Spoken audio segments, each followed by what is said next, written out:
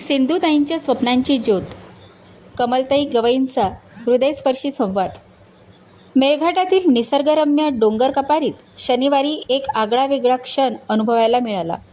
सावित्रीबाई फुले मागासवर्गीय मुलींच्या वसतिगृहात मुलींच्या निरागस चेहऱ्यावर उमटलेला आनंद आणि मातेसमान स्पर्श देणारी माजी लेडी गव्हर्नर आचार्य डॉक्टर कमलताई गवई यांची उपस्थिती.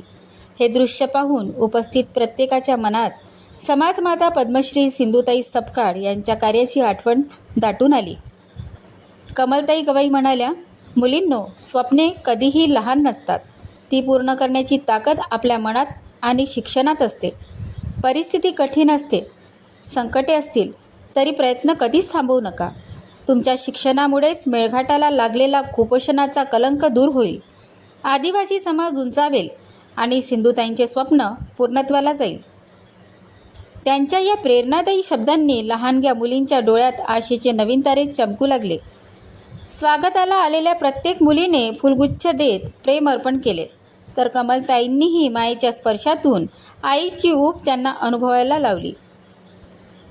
समाजमाता सिंधुताईंच्या प्रतिमेस पुष्पांजली अर्पण करून त्या म्हणाल्या, माईंच्या त्यागातून आणि जिद्दीमधून आज हजारो मुली समाजात उभ्या आहेत.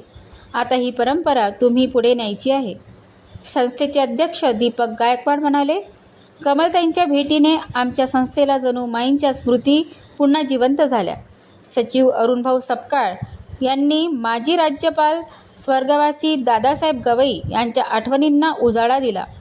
कार्यक्रमाला अधीक्षिका सरिता सपकाळ, प्रसाद सपकाळ, जान्हवी सपकाळ, गोपाल गायकवाड, प्रसन्न गायकवाड, जनसंपर्क अधिकारी मुकेश चौधरी आदी मान्यवर उपस्थित होते. शेवटी मुलींना खाऊचे वाटप झाले आणि वातावरण आनंदाने भरले.